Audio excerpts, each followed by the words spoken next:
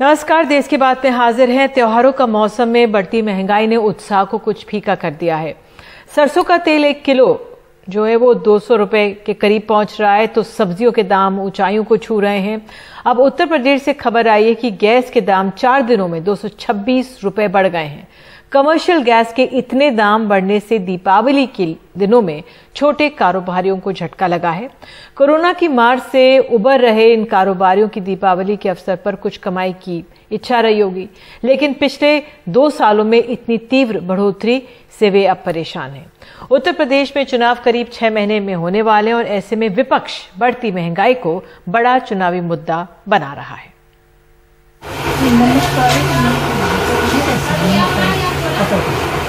हाँ, 50 रुपये sir refined. आज आपने सुना सिलेंडर बढ़ गया है। आज आपने सुना सिलेंडर का रेट बढ़ गया। बताइए कहाँ से बनाए, कैसे सस्ता करें, बताइए। मजबूरी है। रसोई गैस के कमर्शियल सिलेंडर के दाम एक साथ 266 रुपए बढ़ा दिए गए हैं। यानी लखनऊ की कारोबारी शालिनी अग्निहोत्री के लिए इस साल की दिवाली उतनी अच्छी नहीं रहेगी। वो लखनऊ में नमकीन का छोटा सा कारोबार चलाती हैं। इसमें उनको रसोई गैस का कमर्शियल सिलेंडर इस्तेमाल करना पड़ता है। लखनऊ में अब रसोई गैस का कमर्शियल सिलेंडर 2093 रुपए में मिलेगा। पिछले साल की तुलना में ये दाम 65% ज्यादा है। इस साल रसोई गैस के कमर्शियल सिलेंडर के दाम 8 बार बढ़ाए जा चुके हैं।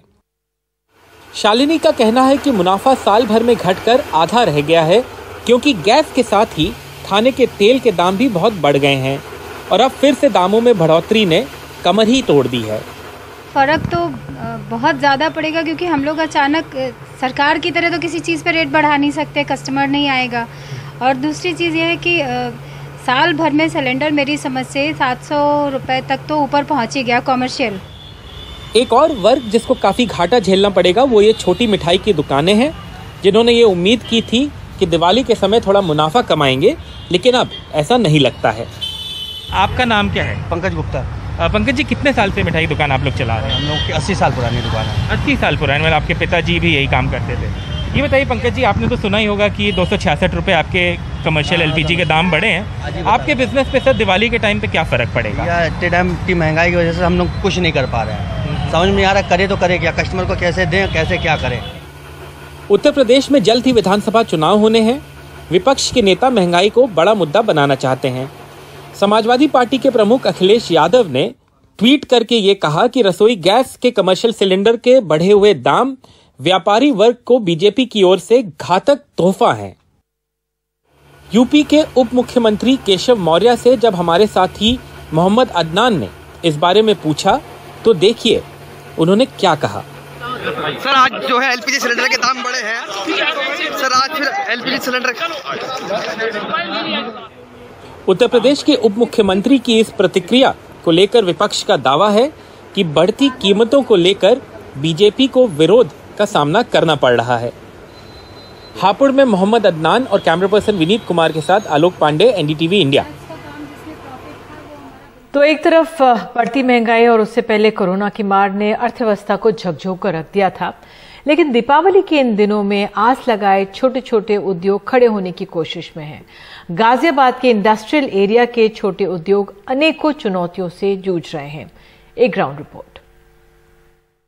बुलंदशहर रोड इंडस्ट्रियल एरिया की Toshi automatic systems private limited company में प्रोडक्शन दूसरी कोरोना लहर के दौरान धीमा पड़ गया था, लेकिन पिछले कुछ महीनों में हाईटेक ऑटोमेटिक सिस्टम और प्रोडक्ट्स की डिमांड बढ़ने से यहां काम भी बढ़ा है।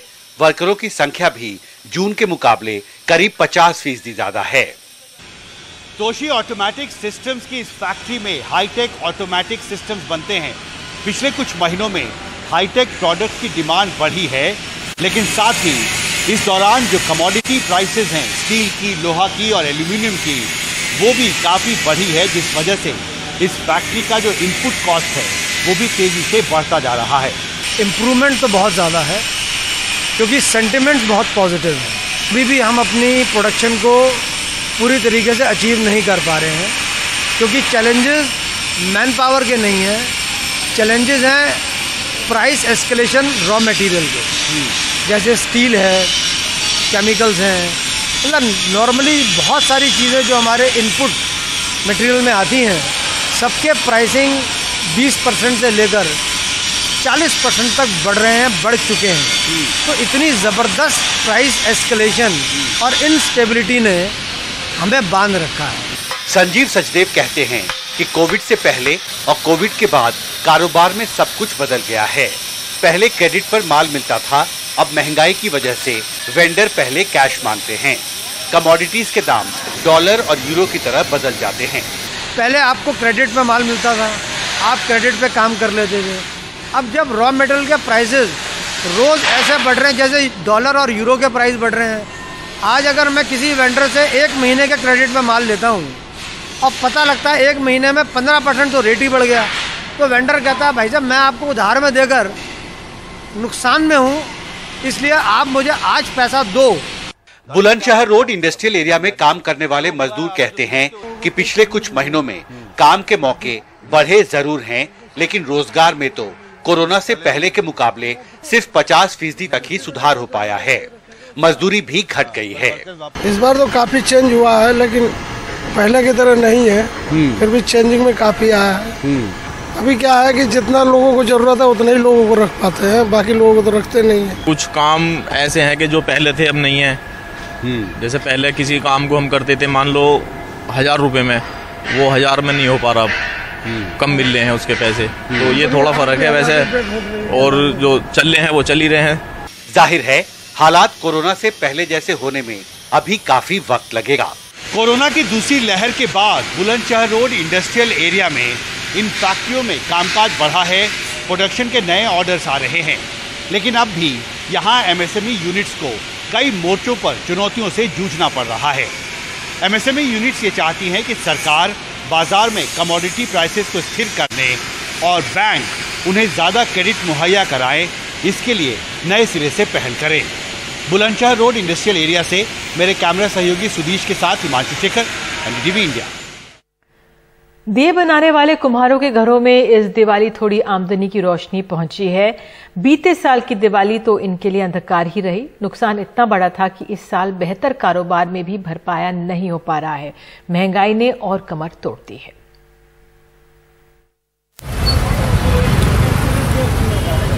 महंगाई का असर दियों पर पड़ा है। कच्चा माल महंगा हुआ है और इन्हें बनाने में इस्तेमाल होने वाली मिट्टी भी गुजरात से आती है। डीजल और पेट्रोल का जो रेट बढ़ा है उसकी वजह से ट्रांसपोर्टेशन पूरा बढ़ गया है। यहाँ ट्रांसपोर्ट का कम से कम एक गाड़ी की वजह 10 से 15 हजार रुपया गाड़ी का बढ़ के आ रहा है। और जब गाड़ी वालों को पूछते तो बोला भाई डीजल महंगा हो गया, पेट्रोल महंगा हो गया, तो वो सब चीज जो एक्सपोर्ट जो बाहर से लोग मंगाते हैं गुजरात से, जिसका रॉ मटेरियल सब गुजरात से आता है, तो सब दुगने भाव में हमको मिल रहा है। मतलब आज की तारीख में ये सब दिए बनाने वाले इन कुम्हारों के घर बीती दिवाली कोविड की वजह से अंधकार में रही, लेकिन इस साल हालात थोड़े बेहतर हैं। बहुत सारा कुछ महंगा हो गया है। इस साल मिट्टी भी बहुत महंगी हो गई, समझे, और माल लेने आते हैं होलसेल में तो उतना पैसा हमको नहीं देते हैं। दरअसल साल दर साल मिट्टी के दीपों का दौर धुंधला होता जा रहा है और बदलते वक्त के साथ रोशनी के लिए नई नई इलेक्ट्रिक चीजों ने अपनी जगह बना ली है। ऐसे में कोविड ने भी धंधा और चौपट कर दिया, पर इस साल थोड़ी राहत दिख रही है। मुंबई से पूजा भारद्वाज, एनडीटीवी इंडिया। अब आगे बढ़ते हैं देश की बात में। अब आपको सीधे लिए चलते हैं बिहार। पटना ब्लास्ट केस में 9 दोषियों की सजा का आज ऐलान हो गया है। पटना के गांधी मैदान में 27 अक्टूबर 2013 को तब गुजरात के मुख्यमंत्री और प्रधानमंत्री पद के भाजपा के उम्मीदवार नरेंद्र मोदी की हुंकार रैली के दौरान 6 लोगों की जान चली गई थी। हमारे वरिष्ठ सहयोगी मनीष कुमार हमारे साथ मौजूद हैं। मनीष, वाकई में एक बार फिर से ये दृश्य देखकर वो वाकया सामने आ गया। क्या हुआ इस पूरे मामले में, कोर्ट ने क्या कहा? देखिए, पहले ही कोर्ट ने 27 अक्टूबर 2021 यानी कि पिछले सप्ताह जो है इनमें 10 में से 9 आरोपियों को दोषी पाया था। आज उन 9 दोषियों में से 4 को फांसी की सजा दी है, 2 को उम्र कैद की सजा दी है। हालांकि जो 4 को फांसी की सजा मिली है उनको अन्य धाराओं में उम्र कैद की भी सजा मिली है। 2 को 10 साल की सजा और एक जो दोषी व्यक्ति थे उनको 7 साल की सजा मिली है। क्योंकि वो 8 वर्षों से जेल में है, तो इसलिए वो अब इस मामले में रिहा हो जाएंगे। लेकिन एनआईए के इतिहास में जब से एनआईए बना है, ये अब तक का सबसे बड़ी सफलता है, क्योंकि इसमें न केवल सभी आरोपियों को दोषी करार दिया गया, बल्कि उन्हें फांसी और उम्र कैद की सजा मिली है। और ये मामला इसलिए भी ज्यादा रोचक रहा क्योंकि इसमें गांधी मैदान में जब तक ब्लास्ट शुरू हुआ था, उसके पहले ही एक आरोपी जो है पटना पुलिस की गिरफ्त में आ गया था, और उसकी निशानदेही पर उस पूरे अगले 36 से 48 घंटों के अंदर उस समय की झारखंड पुलिस और आईबी की इसमें बहुत ही बड़ी भूमिका रही थी इस पूरे मामले को क्रैक करने में। और ये अब तक का एकमात्र शायद ब्लास्ट का केस होगा जिसके कारण न केवल पटना ब्लास्ट का पूरा उद्भेदन हुआ था निधि, बल्कि साथ ही साथ बोधगया ब्लास्ट जो उस समय तक हवा में तीर मार रहे थे, एनआईए को कोई क्लू नहीं मिल रहा था, बोधगया ब्लास्ट का भी मामला सॉल्व हो गया था। और इस मामले में कमोवेश सारे आरोपी जो हैं वो एनआईए की गिरफ्त में आए, क्योंकि उस समय बिहार पुलिस, झारखंड पुलिस और आईबी ने इतना एक तरह से आप कह सकते हैं कि कोऑर्डिनेटेड सॉलिड ग्राउंड वर्क किया था, जिसके कारण कोई भी आरोपी जो है वो ज्यादा दिनों तक बाहर नहीं रह पाया। निधि, बहुत बहुत धन्यवाद मनीष इस विस्तृत जानकारी के लिए। तो देश की बात में फिलहाल एक छोटा सा हम लोग ब्रेक लेते हैं। आगे आपको ले चलेंगे उत्तर प्रदेश, वहां पे चुनावी प्रचार इन दिनों जोर पकड़ चुका है। यूपी चुनावी प्रचार में अब जिन्ना का भी जिक्र हो गया है। क्या है ये चुनावी रणनीति के पीछे, क्या कारण है, एक रिपोर्ट दिखाएंगे आगे। बने रहिए एनडीटीवी इंडिया के साथ।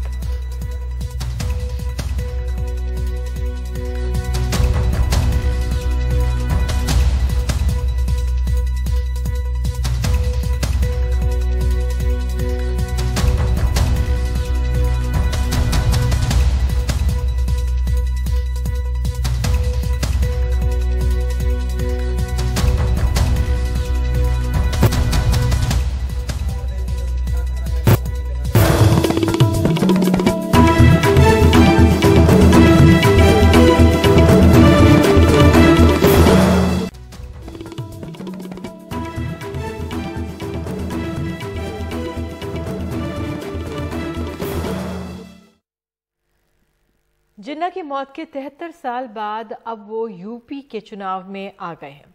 समाजवादी पार्टी के अध्यक्ष अखिलेश यादव ने पटेल जयंती पे बताया कि गांधी, नेहरू, पटेल और जिन्ना एक ही संस्थान में पढ़कर आए थे। फिर बीजेपी ने उन पर हमला बोल दिया। मुख्यमंत्री योगी आदित्यनाथ ने उन्हें तालिबानी सोच वाला कहा। उप मुख्यमंत्री केशव प्रसाद मौर्य ने उन्हें अखिलेश अली जिन्ना कहा। और बीजेपी अध्यक्ष वहां पर राज्य के स्वतंत्र देव सिंह ने कहा कि अखिलेश ने क्रिकेट में पाकिस्तान की जीत पर फुलझड़ी जलाई होगी। हमारे वरिष्ठ सहयोगी कमाल खान बता रहे हैं कि ये गड़े मुर्दे कैसे और क्यों उखाड़े जा रहे हैं।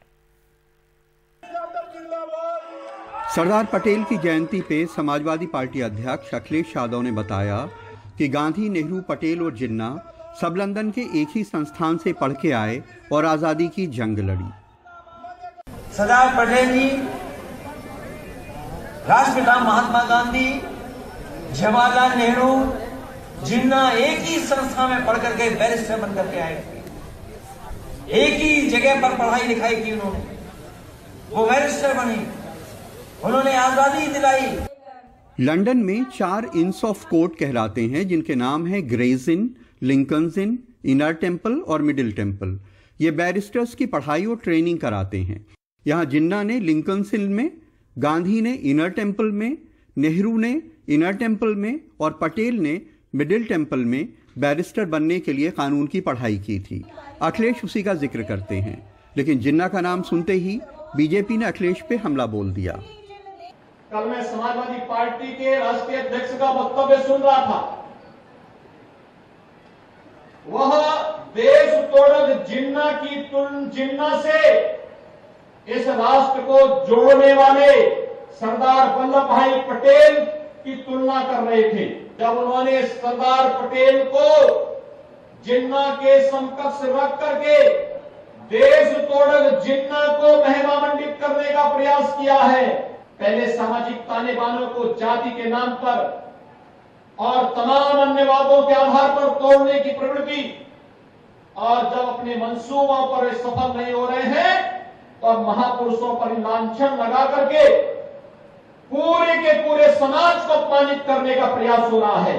समाजवादी पार्टी के राष्ट्रीय अध्यक्ष को अपने इस कृत्य के लिए प्रदेश की जनता से माफी मांगनी चाहिए, देश की जनता से माफी मांगनी चाहिए। अखिलेश पे हमले में डेप्यूटी सीएम केशव मौर्य और आगे निकल गए, उनको ही जिन्ना नाम दे दिया। जरूर कहना चाहूँगा जो कल श्री अखिलेश यादव जी, जो मैं उनको श्री अखिलेश अली जिन्ना कहूँ तो कोई गलत नहीं होगा, समाजवादी पार्टी पूरी नमाजवादी पार्टी बनकर के देश के लिए बलिदान देने वालों का अपमान किया है। बीजेपी अध्यक्ष स्वतंत्र देव सिंह ने अखिलेश यादव पे हमला करने के लिए 2 ट्वीट किए। 31 अक्टूबर को पहले ट्वीट में कहा कि सरदार पटेल की जयंती पर जिन्ना का गुणगान क्यों कर रहे हैं। 1 नवंबर को दूसरे ट्वीट में कहा कि जिन्ना के प्रति इतना प्यार देखकर तो ऐसा लग रहा है कि भारत पाकिस्तान मैच के बाद 1-2 फुलझड़ी आपने भी जला ली होगी। जिन्ना ही नहीं, यूपी चुनाव में मुगल भी बुलाए गए हैं। गृह मंत्री अमित शाह ने लखनऊ में 29 अक्टूबर को जो कहा, उसका मतलब है कि जब 2017 में योगी सरकार बनी तब जनता को लगा कि मुगल हुकूमत खत्म हुई है। मगर बहुत सालों से उत्तर प्रदेश को ये एहसास नहीं होता था। मुगलों का शासन गया तब से, जब तक 2017 में भाजपा की सरकार बनी, ये एहसास नहीं हुआ कि बाबा विश्वनाथ, भगवान श्री कृष्ण और अयोध्या में रामलल्ला की भूमि है। अयोध्या को तो हर चुनाव में किसी न किसी तरह मुद्दा बनाने की कोशिश होती ही रहती है। और मैं आपको याद कराने आया हूं, एक जमाना था आपके पार्टी की सरकार थी, निर्दोष राम भक्तों को गोलियों से भूनने का काम किया था। इससे लगता है कि यूपी के चुनाव में बीजेपी के लिए वर्तमान कम, इतिहास ज्यादा मुद्दा है। मिसाल के लिए, पहले मुगल शासक बाबर को मरे 491 साल हुए, आखिरी मुगल बहादुर शाह जफर को रंगून गए 163 साल हुए, जिन्ना को मरे 73 साल हुए, अयोध्या में कार सेवकों पे गोली चले 31 साल हुए। फिर ये गड़े मुर्दे क्यों उखाड़े जा रहे हैं? विपक्ष आरोप लगाता है कि ये असली मुद्दों से ध्यान भटकाने की कोशिश है। पेट्रोल डीजल 100 के पार है, यहाँ पे सिलेंडर 2000 के पार चला गया है। लोग परेशान हैं, लोगों को यहाँ पे रोजगार नहीं है, किसान यहाँ पे आत्महत्या कर रहा है, महिलाओं पे अत्याचार बढ़ा है, चिरहरण हो रहा है। इसके बारे में कोई चर्चा न कर ले, इसलिए वो जाति धर्म की राजनीति कर रहे हैं। इस चुनाव में पहले अब्बा जान आए, फिर चाचा जान आए, फिर जिन्ना आ गए हैं। अब इतिहास में बहुत सारे ऐसे कैरेक्टर्स हैं जिनका चुनाव में इस्तेमाल किया जा सकता है। मुरादाबाद में अनवर कमाल, हरदोई में आसिफ और लखनऊ में कैमरामैन राजेश गुप्ता के साथ कमाल खान, एनडीटीवी इंडिया।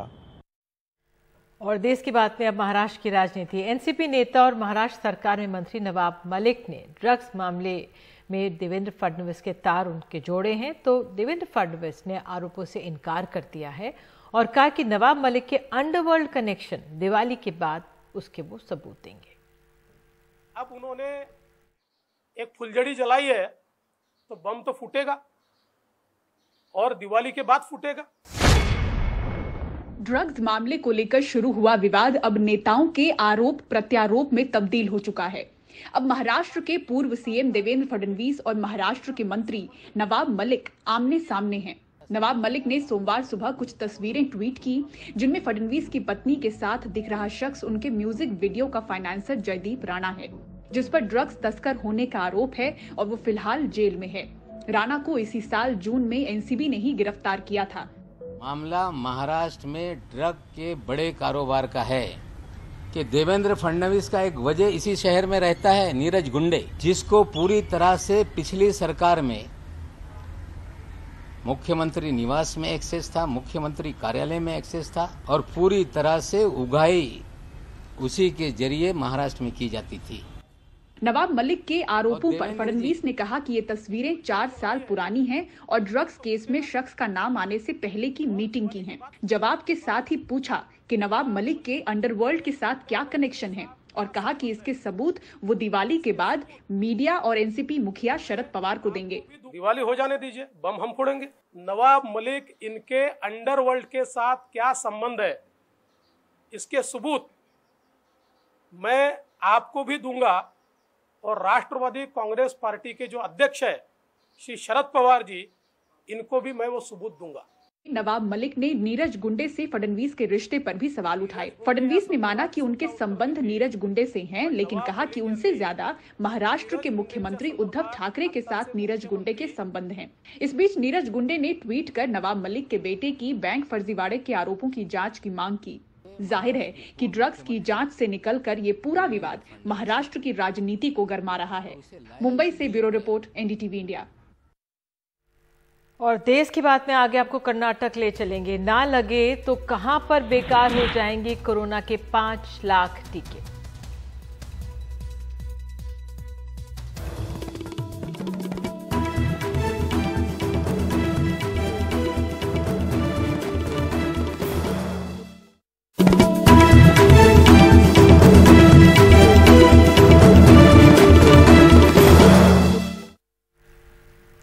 देश की बात में खबर है अब कर्नाटक से। कोरोना काल में भी लाल फीताशाही व्यवस्था पर किस तरह हावी है, इसकी मिसाल कर्नाटक में देखने को मिली है। कर्नाटक के निजी अस्पतालों में तकरीबन 7 लाख वैक्सीन वैसे ही रखे हुए हैं, क्योंकि सरकारी अस्पतालों और हेल्थ सेंटर्स पर वैक्सीन मुफ्त में दी जा रही है। ज्यादातर वैक्सीन इसी महीने एक्सपायर हो जाएंगी, लेकिन निजी अस्पतालों से इन्हें सरकारी अस्पतालों तक नहीं भेजा जा रहा है, क्योंकि ये सिर्फ केंद्र के जरिए हो सकता है। सरकारी अस्पतालों में जहां कोविशील्ड और कोवैक्सीन मुफ्त मिल रही है, वहां डॉक्टर्स और नर्स ज्यादा और वैक्सीन लेने वाले कम हैं। ऐसे में निजी अस्पतालों में जहां कोवैक्सीन की एक डोज 1410 रुपए और कोविशील्ड की 780 रुपए में दी जा रही हो, वहां कौन जाएगा। निजी अस्पतालों में वैक्सीन की तकरीबन 7 लाख डोज यूं ही पड़ी है।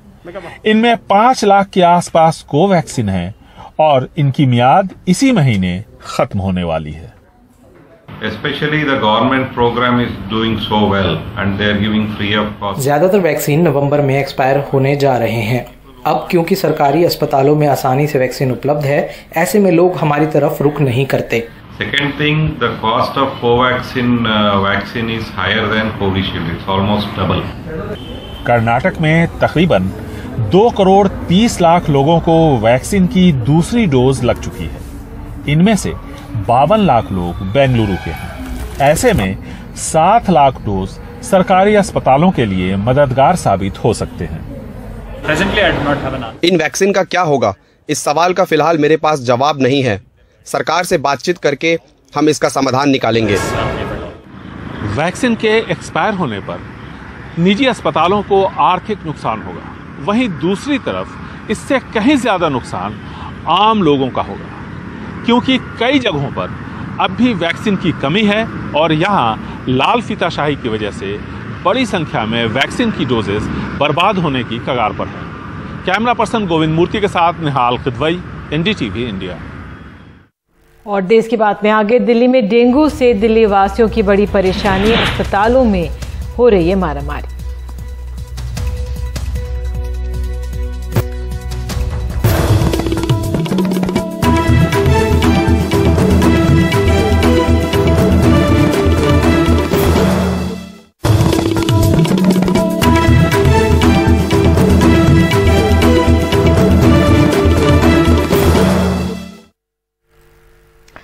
डेंगू का कहर थमने का नाम नहीं ले रहा है। राजधानी दिल्ली में 2018 के बाद से इस साल सबसे ज्यादा डेंगू की वजह से मौतों का मामले सामने आए हैं।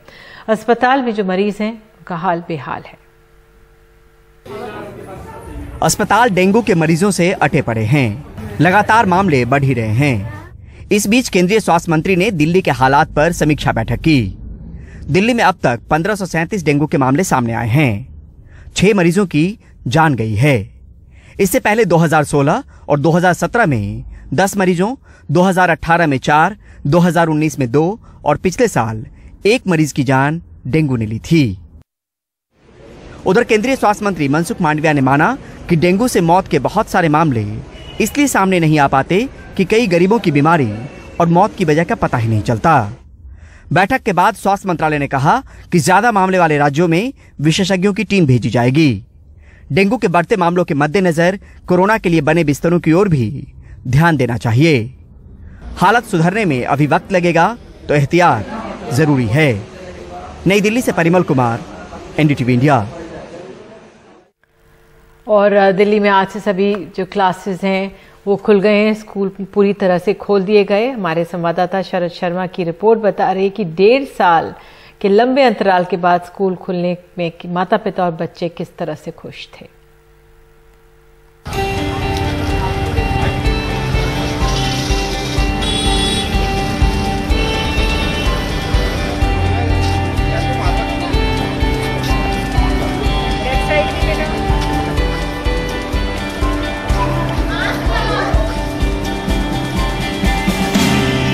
डेढ़ साल के लंबे इंतजार के बाद सोमवार को दिल्ली में स्कूल खुले तो माता पिता अपने बच्चों को बिना डर और उत्साह के साथ स्कूल छोड़ने पहुंच गए। ये पूर्वी दिल्ली में पश्चिमी विनोद नगर का दिल्ली सरकार का स्कूल है। यहाँ कुछ पेरेंट्स तो ऐसे थे जो अपने बच्चे को पहली बार स्कूल लेकर आ रहे थे। उत्साह पेरेंट्स और बच्चों दोनों में भरपूर था। बहुत अच्छा लग रहा है। बच्चों को ये चाह रहे थे कि बस जल्दी से तैयार सुबह हो जाए और स्कूल जाएं। एक्साइटेड मैं बोला था कि मास्क पहन के रखना है और सैनिटाइजर बार बार लगाते रहना है। पिछली बार स्कूल कब आए थे? पिछली बार मैं सेकंड में आई थी। सेकंड में आए थे? हाँ। मुझे लगता है फर्स्ट में आए हो क्या आप? हाँ शायद फर्स्ट में। तो कैसा लग रहा है स्कूल आके आज? एक्साइटमेंट। इस फैसले से आप खुश हैं कि सरकार ने कहा है कि अब स्कूल खोल रहे हैं हम? हाँ जी, बहुत खुश हैं क्योंकि घर में बच्चे पढ़ नहीं पाते, स्कूल में थोड़ा कुछ सीख भी लेंगे, पढ़ भी लेंगे। हाँ। इसीलिए आज दिल्ली में 9वीं से 12वीं के स्कूल तो 2 महीने पहले ही खुल गए थे, लेकिन नर्सरी से 8वीं के अब खुले हैं।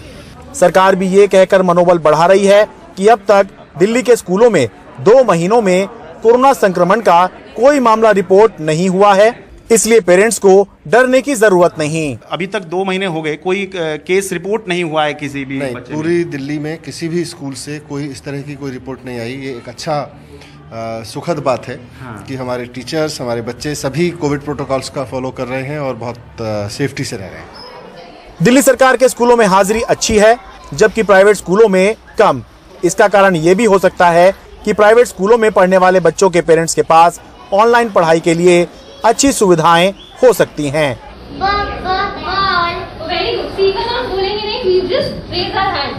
स्कूल या पढ़ाई तो इसी को कहते हैं, ऑनलाइन तो जबरदस्ती का इंतजाम होता है। उम्मीद करते हैं इस बार जो स्कूल खुले हैं उन्हें फिर बंद करने की नौबत दोबारा बिल्कुल ना आए। दिल्ली से अपने कैमरा सहयोगी मोहम्मद मुरसलीन के साथ मैं शरद शर्मा, NDTV इंडिया।